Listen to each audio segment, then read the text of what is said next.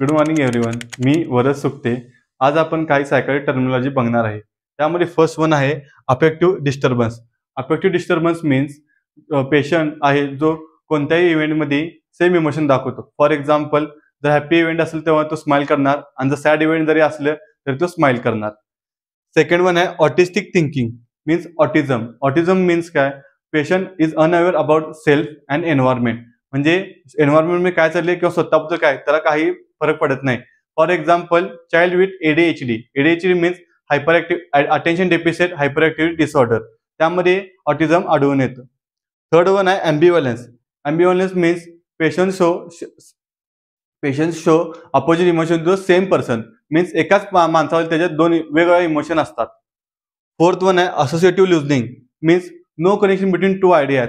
म्हणजे पेशंट आहे जो आहे तो inability to think logically. Fifth one आहे thought block.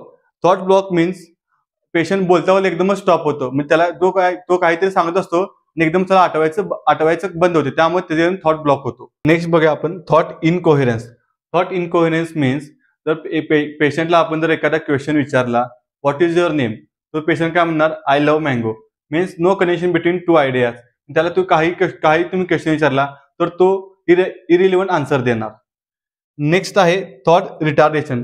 Thought retardation means or poverty of ideas. Means पेशंटला जर एखादा क्वेश्चन विचारला तर तो त्याला रिपीटेडली विचारायला लागणार, त्यानंतरच तो आन्सर देणार. मीन्स 3 to 4 टाइम्स त्याला तो क्वेश्चन विचारायला लागणार आणि त्यानंतरच तो त्या क्वेश्चनचा आन्सर देणार.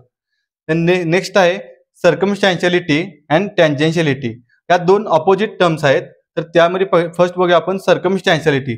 सर्कमस्टॅन्शियलिटी मीन्स जर पेशंटला एखादा क्वेश्चन विचारला, फॉर एक्झाम्पल 10+10, तर तो म्हणणार पहिल्यांदा 12, 14, 16 आणि खूप वेळाने तो आन्सर त्या क्वेश्चनचा आन्सर येणार 20.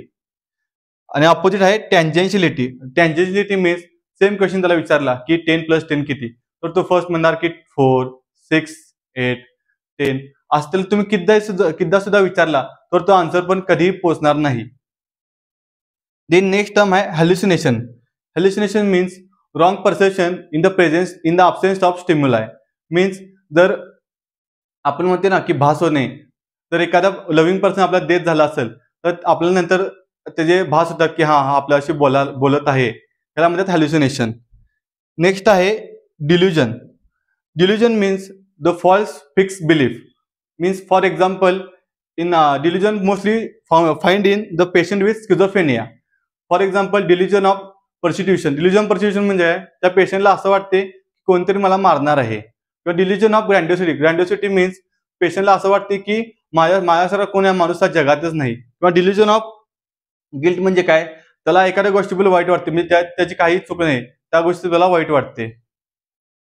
देन नेक्स्ट आहे illusion. Illusion means misinterpretation of the ideas. Means the wrong stimuli in the presence of the stimuli.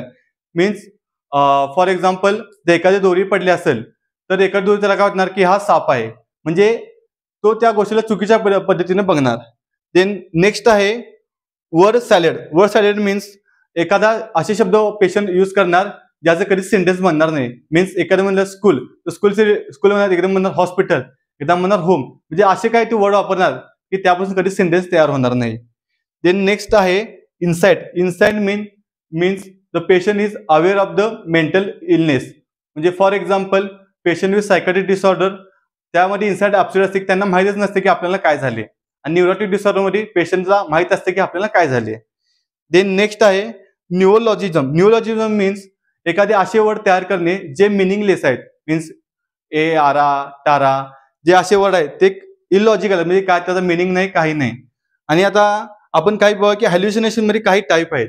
आता हॅल्युसिनेशन काही टाईप आहेत, तर ऑडिटरी हॅल्युसिनेशन, व्हिज्युअल हॅल्युसिनेशन, टॅक्टाइल हॅल्युसिनेशन आणि जस्टेशनरी हॅल्युसिनेशन. हे मेन टाईप आहेत. हे आपण नेक्स्ट पार्टमध्ये बघणार आहे. आणि हे जे 4 आहेत, अफेक्टिव्ह डिस्टर्बन्स, ऑटिस्टिक थिंकिंग, ॲम्बिव्हॅलन्स आणि असोसिएटिव्ह लिझनिंग, हे 4 एज आहेत. 4 एज ऑफ स्किझोफ्रेनिया.